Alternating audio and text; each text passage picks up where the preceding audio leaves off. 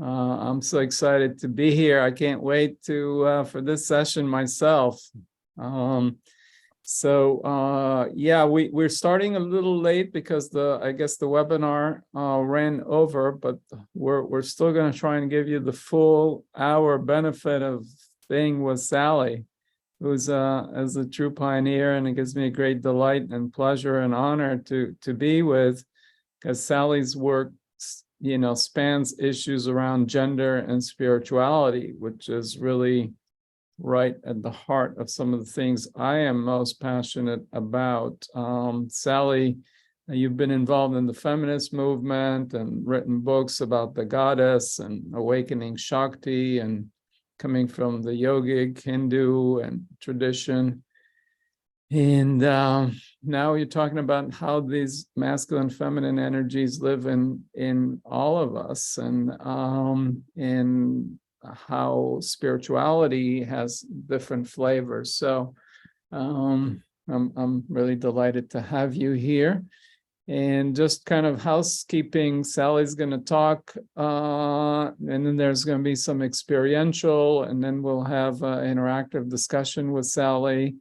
And you can raise your hand, and we'll call on you, and you can come up with the mic and the video if you're comfortable to interact. So anyway, thank you all, and I'll turn it over to you, Sally. Thank you so much, Yossi. It's also a pleasure to have you here, and it's a pleasure to see you all, some familiar faces and some not so familiar faces. So, and welcome to this exploration of the masculine and feminine approaches to spiritual practice. I want you all to have a chance to contemplate your own practice in these terms, and we'll be doing that. But I want to begin by, let's say, sharing a few suggestions, a few insights. So obviously, our spiritual practice has evolved profoundly in tandem with social and cultural evolution. And I feel that at the heart of it is the evolution of the idea of God, because at least in the West, I mean, Yossi has some other views of this, which is interesting, but basically in the West, our God image is of a male deity who's an authoritative, judgmental, with some nourishing qualities, but basically a very judgmental and patriarchal deity. And at the heart of that view, of course, is also the idea that God and the world are separate entities, that God is the ruler, and that the world is a creation that can never really touch the divine. It can love the divine. We as humans, we can receive blessings and some form of judgment, I think that idea of judgment is something that every single one of us carries in some way from our cultural heritage, or maybe even our upbringing. And in the old world of hierarchies, the top-down patriarchal religious structure was, of course, reflected in the social universe, where the male was the head of the household, essentially the master of the wife and kids, the owner of the wife and kids until fairly advanced in the 20th century in the West, still the owner of the wife and kids in the Middle East, and where the feminine, of course, is believed to be emotional, irrational, incompetent for anything outside the home, and basically not as mature as the masculine. So what is interesting to me is that the evolution of the deity image has moved very much in tandem with women's education and women's growing capacity for economic independence. If you have a feminine sphere in which women are actually able to get educated and earn their own living and are not economically dependent on men, those women are likely to start going, hey, wait a minute, how come there's two genders in this world, at least two, many more? How come God is seen as a patriarchal male? So, and in other words, we began to realize that the idea of the divine masculine as being the divine itself was beginning to feel arbitrary and even illogical. And then now, of course, we come the findings of quantum physics and evolutionary biology. Science begins to support a more unified view of how the universe is constructed. So the idea of the universe is a unified field, a non-dual field that goes very well with what we've come to call the tantric view of the universe, which is that the universe is made of particles of God. It's a tradition called panentheism, in which God is both the substance of the world and also transcends the world. So it's a both and view. And in that both and view about the sacred, there's also a both and view about the quality of how women, or let's say the feminine, how the feminine approaches the divine and how the masculine approaches the divine. And of course, masculine and feminine are terms that are gender related. They're relative terms. The divine integration of masculine and feminine is beyond gender. Masculine and feminine are in a certain way arbitrary names for these two qualities of the divine that we're going to talk about in a minute. And they've also, of course, been called yin and yang. And they're experienced differently on the relative level and on the absolute level. And of course, there are levels in between. But I'm going to be talking about the relative and the absolute today.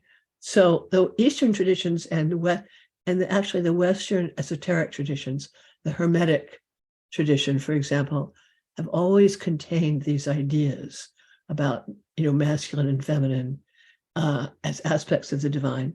And of course, especially Tantra and Taoism included not only feminine deities, but also a worldview that is essentially non-dual, and in which there is not a substantive separation between body and soul, mundane and spiritual, heaven and earth. Whereas in the traditional understanding, spirit was masculine,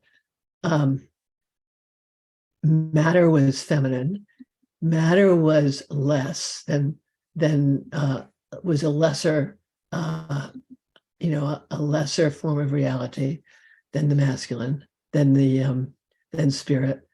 And everything was seen in a kind of hierarchical relationship that we really have come to see, to look past.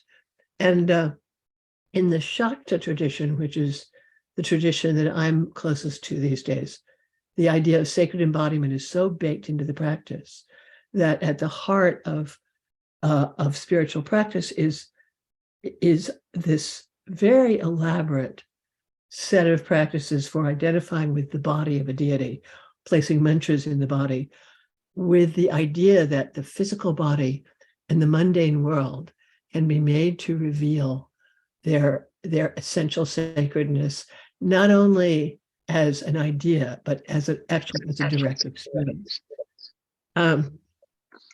So, and again, another piece of, let's call it overview. In the Vedic and Tantric traditions, God has two aspects which are traditionally associated with masculine and feminine, and that which I call the Shaiva Shakta view of reality, which is a very sophisticated metaphysics. And it's actually the paradigm that I have found most helpful in understanding what makes spirituality masculine or feminine. And it's an understanding that's, as we said earlier, way beyond gender. But nonetheless, the metaphor of Shiva as masculine divinity and Shakti as sacred feminine has been a part of that tradition for several thousand years. And the only reason that this is the case, or let's say the main reason this is the case, is because when you get to that level of experience, this is the flavor and the feeling of it, that there's an aspect of the divine which is masculine. There's an aspect of the divine which is feminine, and that the masculinity and femininity of these aspects of the divine are actually rather different than they appear in the gendered universe of ordinary reality. And of course, especially these days, we, even in our more conventional gender-related perspective, we've come to realize that masculine qualities are not only expressed in men, and feminine qualities are not necessarily confined to women, but even given the fact that men often have quite a lot of yin in their nature and women quite a lot of yang, all of our language describing the masculine feminine polarity is somehow tied to anatomy. And in the relative world, anatomy is a very big deal. Anatomy is how we identify ourselves. And so based on male anatomy, the classical and masculine, the yang is obviously phallic, meaning linear, thrusting, goal-oriented, dynamic.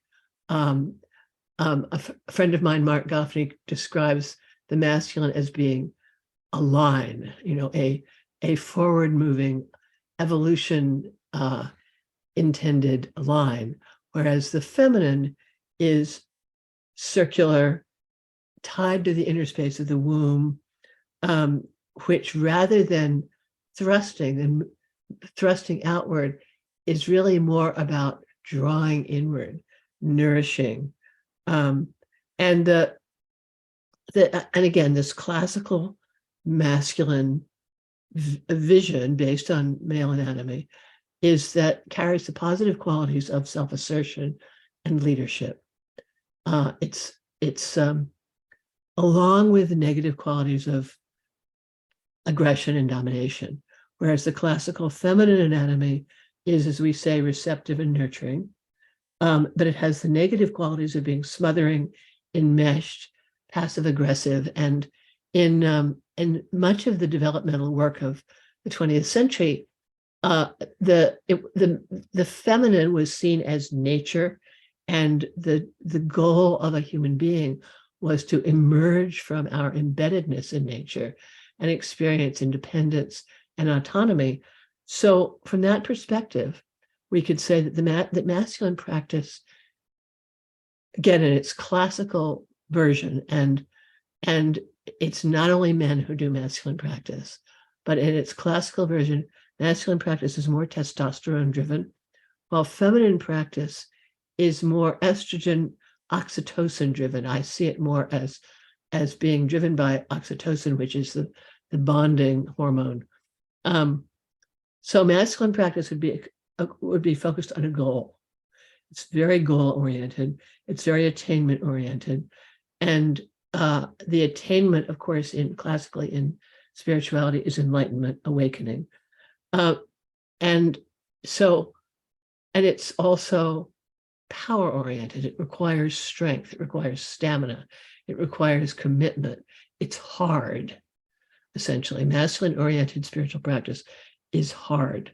It's challenging. So at the extreme end of the masculine practice paradigm, men might be drawn to strength and stamina, practices like fasting, intense exercise that takes you past your perceived limits and kind of catapults you into a transcendent state through sheer effort and exhaustion. Sweat lodges, heroic ayahuasca journeys, vision questing, qualities that are more about challenging and ultimately conquering limitation. So masculine spiritual consciousness is about transcending ordinary consciousness, leaping beyond the body and mind to a kind of ultimate transcendent Promethean freedom. Whereas classical feminine practice is much more embracive. It might, unless you're in middle school dealing with mean girls who are not particularly embracive, but it might include women's circles, communal prayer, seva in a spiritual community, formal worship of a deity, chanting and dancing, making food offerings, decorating shrine rooms, joining together in communal rituals. In other words, it's very feminine practice tends in general to be more communal oriented and more based on feeling, on kindling feeling, especially devotional feeling. So the intention in feminine spirituality is to experience the feeling tone of communion.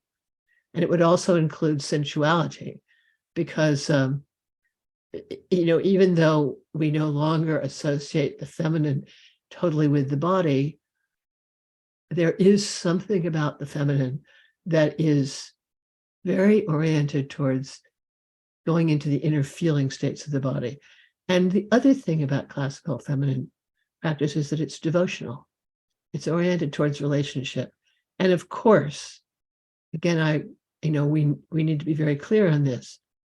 Women do intense yogic practices, especially nowadays. And men, of course, have always done worship and made offerings and had devotional relationships with aspects of the divine. But it's telling that in some of the great tradition, some of the great devotional practitioners, both in the West, the Catholic mystics, the Christian mystics, that they weren't all Catholic, of course, and in India, and among Hindus and Sufi mystics,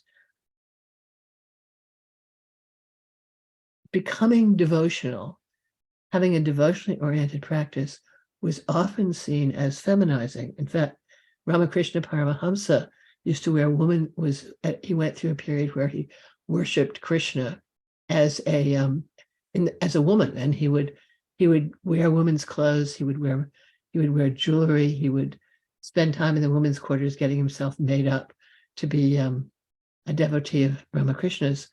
And he believed that in order to practice a devotional relationship to certain forms of deity, everyone has to learn in some measure to identify as a woman, because women understand devotion better than men. This was Ramakrishna's view. So these are some of the ways in which we've classically differentiated between masculine and feminine practice on a relative level. So, and in a minute, we're going to look at masculine and feminine practice from a tantric non-dual perspective. But I'd like to ask you, to what degree do these distinctions between masculine and feminine practice describe your experience? When do you feel that you're doing masculine practice or feminine practice? And what would you say is the difference in emotional styles between your practice that seems masculine and your practice that seems feminine? And we're going to do this in a breakout group, and there'll be 4 people in the breakout group. Michael's going to put you into the group. You'll have about 10 minutes to talk about how these distinctions between masculine and feminine practice describe your personal experience. What do you feel are the masculine qualities in your practice? What do you feel are the feminine qualities? And, one hint here is the question, are you more drawn to challenge and freedom, or more drawn to communion, to the feeling of support and safety? And is this different at different times in your practice? That's a lot of questions, but those are the parameters of discussion. So if anyone has any confusion about that, you can raise your hand. And we'll be in the breakouts for about 10 minutes, and then we'll come back and I'll talk some more, and we'll have some questions and sharing. So, Michael? We're good to go. Okay.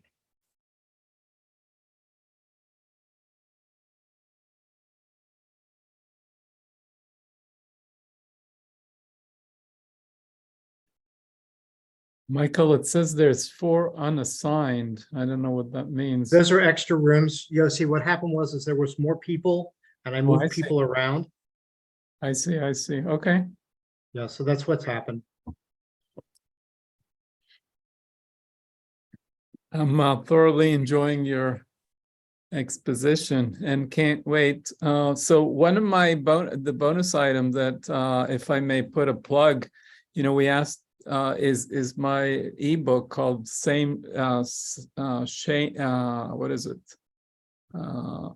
shame, gender, and sex. I have 3 essays. One is no shame and shame. The other one is what we got wrong about Adam and Eve. And the third one is God isn't a he.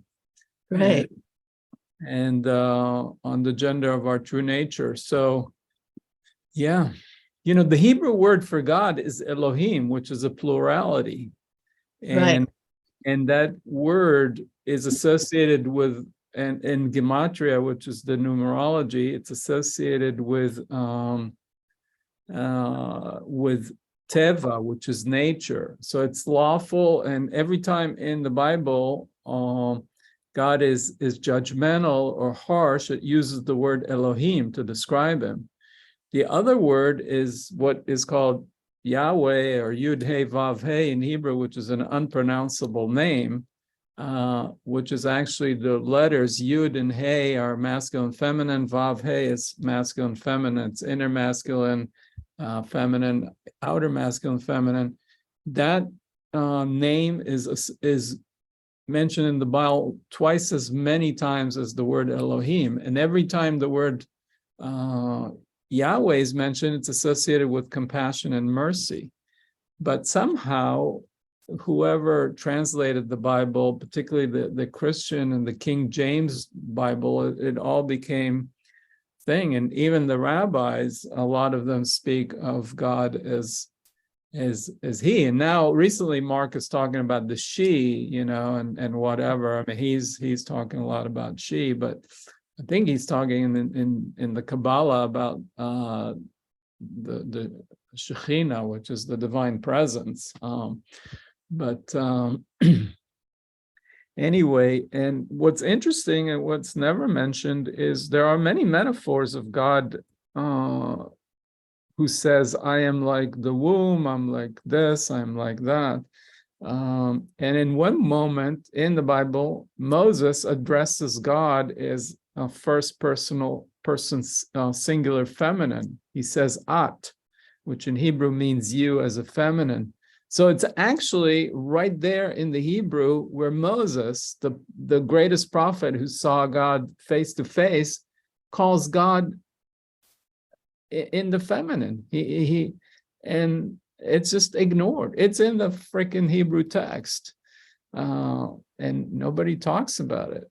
So I would say that our God image is very socially conditioned. It's got a lot of political agendas attached to it. Yeah, for sure. But I'm saying if you go back to the original Hebrew and read what it says, and it's a misunderstanding. Well, yeah, and I think that this is part of the point that the original mystics, the people who conceived of these traditions, obviously they got that God is not gendered. That God is beyond gender. So, right. But God has many faces and expressions, and some of them are masculine, some are feminine. Yeah, no, exactly. And the old traditions that are called polytheistic, which I don't think they really are polytheistic, they're panentheist. That in Hinduism there are different male deities who represent different qualities of the divine masculine, different feminine deities who represent different qualities of the divine feminine, and in a way they're all almost like meditation devices, because as you contemplate, for instance, the qualities of Krishna or the qualities of Jesus or the qualities of Durga, and take them into yourself, it gives you a different lens on the divine and also on yourself. So, yeah, there's a lot of wisdom in the polyspiritual vision. Yeah. So, yeah. As Mark would say, each of us is a face of God, and so yeah, for sure. About what we just did, and Yossi's now appeared on the screen. he's going uh, to choose who should speak. And you guys, will we unmute them or can they unmute themselves? We will Yeah. ask them to unmute. Basically, I'm going to call on people on the order they raise their hand. So will the second person raise your hand, please? And if you're not comfortable coming on and sharing and talking to Sally interactively, then you could just put your question in the chat. But hopefully, we'd love to see your face and your divine nature radiating through the Zoom, shining through our screen. Okay. So what was that breakout like? What did you discover? What insights arose? What would you like to share with us?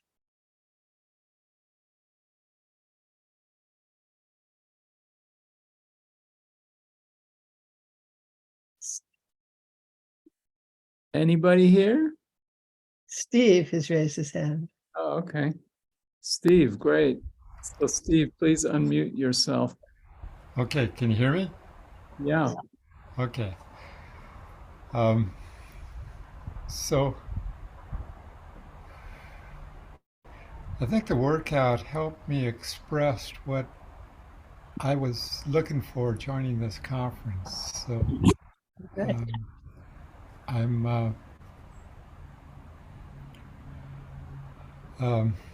my granddaughter Hannah is now Henry and goes by the pronoun they.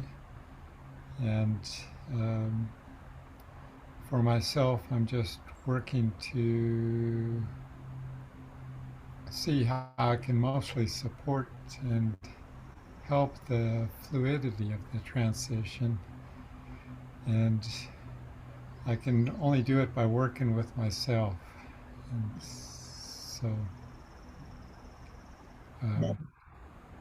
it's a work in progress. Yes. Yes. It's and I think it's a work in progress that quite a few parents and grandparents are experiencing these days. So it's a very interesting process. It's a spiritual practice. It's definitely a spiritual practice for sure. Yeah. And it's I think a lot of it is very helped by recognizing the absolute level in which gender is irrelevant. So that to recognize the both and that on this plane of existence, gender is enormously relevant. On the ultimate existence, it's not essentially relevant. So holding those two things together is it's actually very helpful. So who else would like to? I think Ralph here. Please unmute. Yes, Sally, I've often found the use of masculine and feminine in the spiritual context somewhat confusing. And as you've noticed, there's no one-to-one correspondence between their use there and in everyday life. So my question is, if you were to start the tradition or change it of your own accord, would you use those terms at all? And if not, what might you use? And to pose the question a slightly different way, what are the advantages and disadvantages of those terms being used? Great question. Yesterday in the women's panel, Michaela Bohm mentioned words that she uses for these two concepts. One of them is go, which means, what we consider to be traditionally masculine, which is drive, efficiency, rationality, and flow, which is more body-based, more traditionally feminine, and more having to do with intuitive movement. So in a way, we could say goal-driven practice as opposed to the practice of deepening your relationship to what is. Reason-driven practice, in other words, categories and hierarchies, as opposed to intuitive awareness. And I think that those are, and these are obviously not gender related. These are qualities of human beings. what my issue with terms like yin and yang, which of course are the traditional terms that we've used to substitute for masculine and feminine, is that that they're very, very, that they participate in this idea that the masculine is the active principle and the feminine is the passive principle, which in my tradition, it's exactly the opposite. So, when I use these terms for spiritual practice, I tend to talk more about Shiva practice and Shakti practice. Shiva practice being the practices that aim at transcending the body and transcending the mundane, and Shakti practices oriented towards using everything that exists in your body, mind, and in the world as doorways into the absolute. So in one of them, we're up and out, and the other, we're down and in. And I think we can legitimately associate these with masculine and feminine, even with masculine and feminine biology. And I do think that go and flow are actually great names. They're not gender related. They're related to temperament. And I think, I grew up, I had my parents were not traditionally masculine and feminine. My father was quite feminine. His strength was in his intellect, not so much his physical strength. And my mother was quite masculine.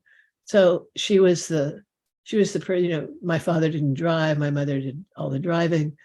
My mother did the discipline, my father did the fun.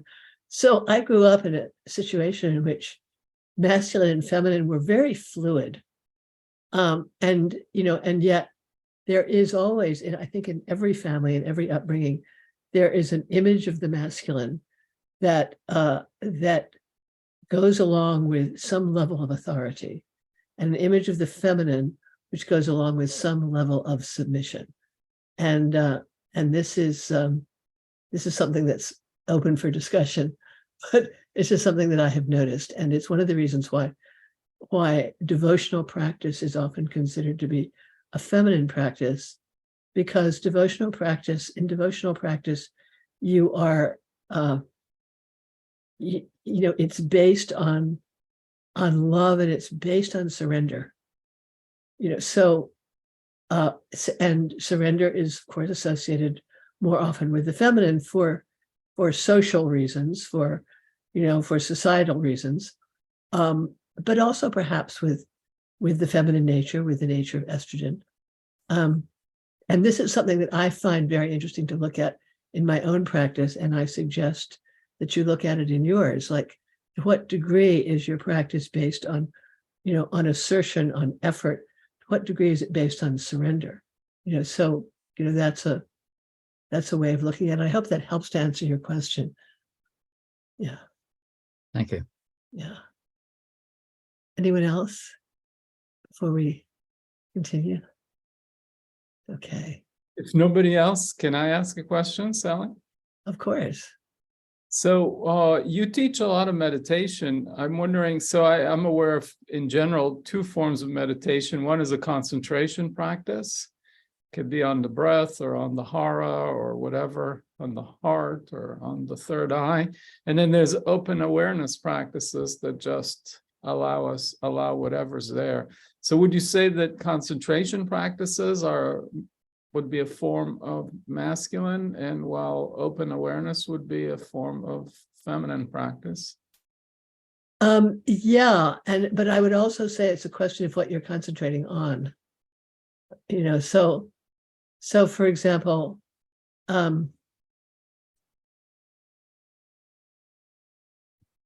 okay, so if you consider that Shiva-oriented spiritual practice is based on transcending thought and sensation and identifying entirely with awareness, then open awareness practice would be a Shiva practice. And I consider it that as well. It's, in other words, Shakti practice, in my understanding, is about form. It's about integration with the body mind. Whereas Shiva practice is about letting go of forms altogether.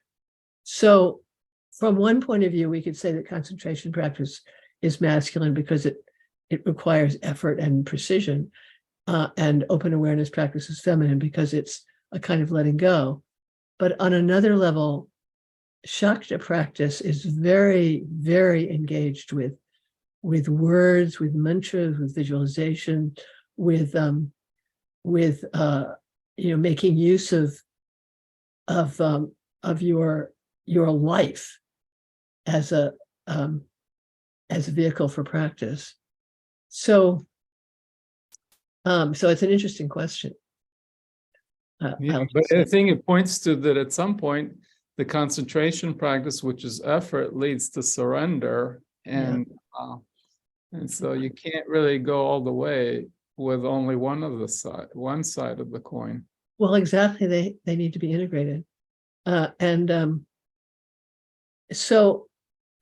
I think most of you, I hope, are doing practice that is to some degree integrated. So, for example, Shiva practices, and these are, I would call these masculine practice in the context of the spiritual universe that I'm a part of, or that I'm most familiar with, that men tend to be interested in what we call non-dual practice, where you're asking yourself questions like, who am I really? In what does this thought arise? It's who is it that knows what I'm experiencing? In other words, we're directing our attention to that which transcends our mind and body and is the observer, is the witness, which is the quality of Shiva in the universe. Shiva in tantric practice is considered to be the substratum of everything, the light that holds everything, the awareness that holds everything. And in this context, Shiva is inactive. In other words, Shiva watches, Shiva knows, Shiva doesn't do. In order to do, the Shiva aspect of the divine needs Shakti, which is the power, which is the doing, which is the manifester, which is responsible for forms. So according to this view of things, any meditation that has to do with forms is a Shakti practice. Any meditation that has to do with awareness, which could include mindfulness or open awareness, is essentially a Shiva practice because it intends to transcend forms and ideas and just rest in pure being. So in that sense, Shiva practice is, and this is a reversal of the way we normally think of masculine and feminine. Shiva practice is about being. It's about just sinking into being. Shakti practice is about power. It's about dynamism. It's about activity. And it's also about knowing. So if you consider Shiva to be the underlying inactive principle and Shakti to be the dynamic principle that rises up from within being and manifests, then that just changes your view of what masculine and feminine practice actually is. And again, they're beyond gender. Shiva and Shakti don't really correspond to masculine and feminine. They're generally considered to be, one of the ways that Shiva is described as being light, pure light. Shakti is described as being the capacity of that light to experience itself and to manifest experience. And it's the feeling state, the Shakti state, which is a feeling state essentially, which is the source of creativity. And there, to me, the ultimate practice, Shiva Shaiva transcendence practice is a Buddhist mantra, gate, gate, param gate, harasam gate, bodhi swaha, meaning gone, gone, complete, supremely gone into enlightened consciousness. So Shiva practices aim to transcend the world. Shakti practices aim to turn the world into an expression of sacredness. And the thing about the Shakti about the Shiva practice is that, and you know, if you're familiar with Ramana Maharshi's teaching or Adyashanti's teaching or Rupert Spira's teaching, or you know, the contemporary so-called non-dual spiritual teachings, the Shiva practices are cut to the chase. They offer a kind of instant transcendence. Shakti practices tend to be more gradual because they're using the materials of life as vehicles. So, and a classic Shakti practice, a classic divine feminine practice, actually invokes a form of the divine, such as a deity image or a mantra or a diagram, equates that image with the ultimate reality and asks the practitioner to infuse that into his or her body, so that part of what you're doing is making your body divine. And there's a certain, at least in my experience, there's a certain rivalry between these two approaches, and it's been there forever.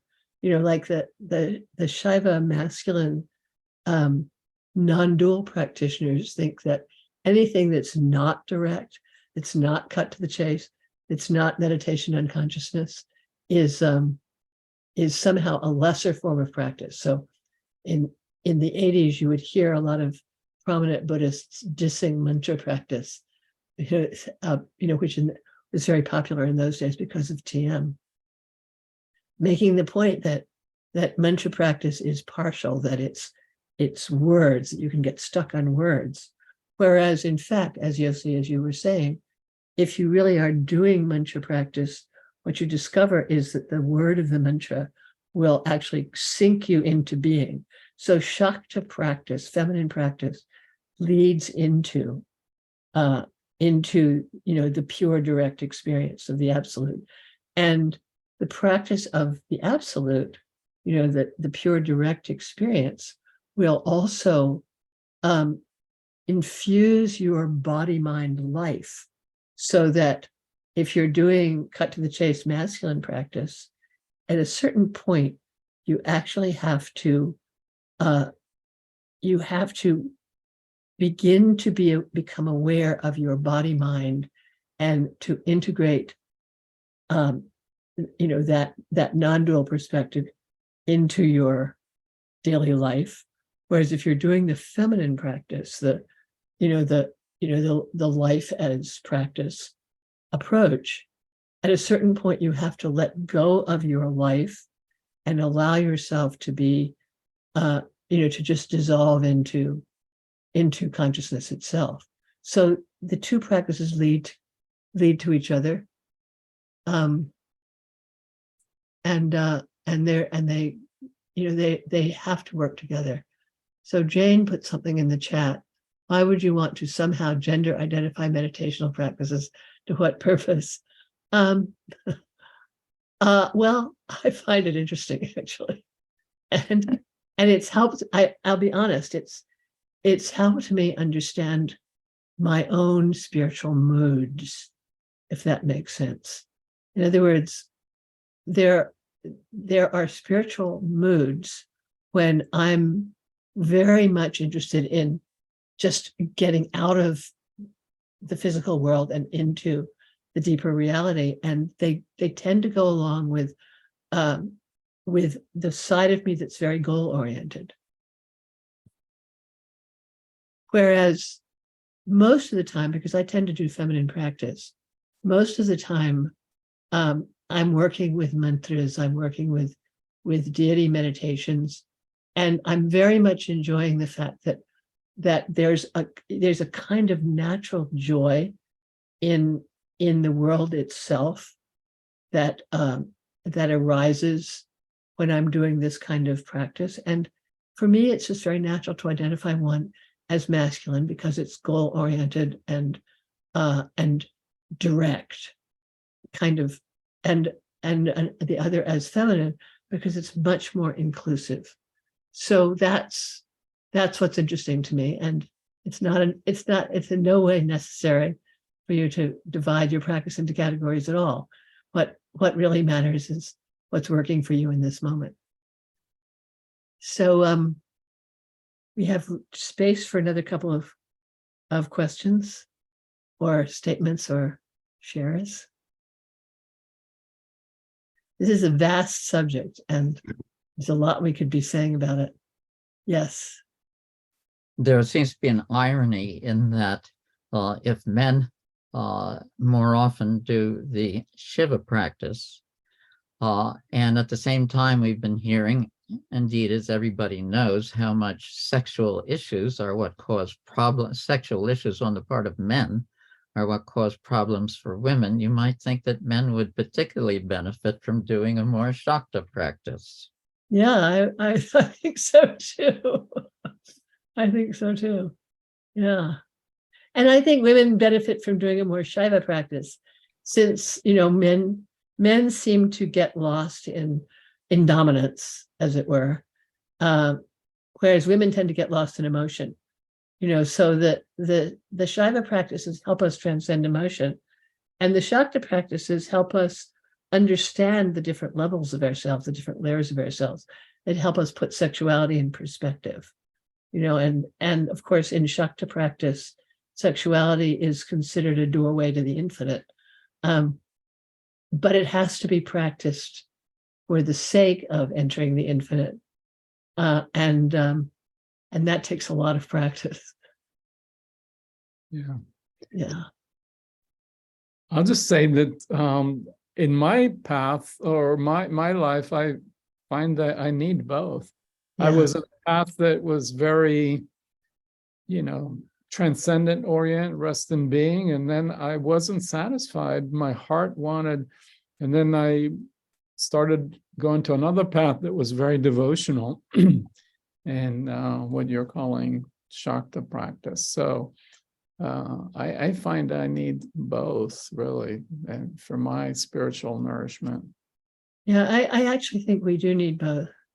And I think most of us, as we mature, realize that there are holes in our practice, and that we need something else. And the big, I would say the big divide is between the cut to the chase direct path practice, which would include basic mindfulness, which tends to be dry.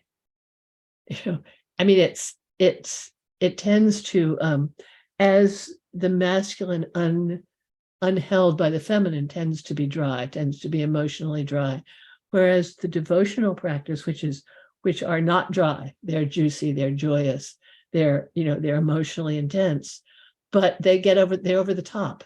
They can get kind of crazy. So they need that overarching direct path. What's really real here? Into what does this thought arise? Into what does this emotion arise? And in a certain sense, what I call masculine spiritual practice is an antidote to what we could call feminine over emotionality, and feminine practice is an antidote to male over dominance and dryness. And of course, these are easy categorizations, and individuals are much more complex than that. But it really is about integrating the intellect and the emotion, the head and the heart, the intellect and the body, heaven and earth. And we do that in whatever way we can.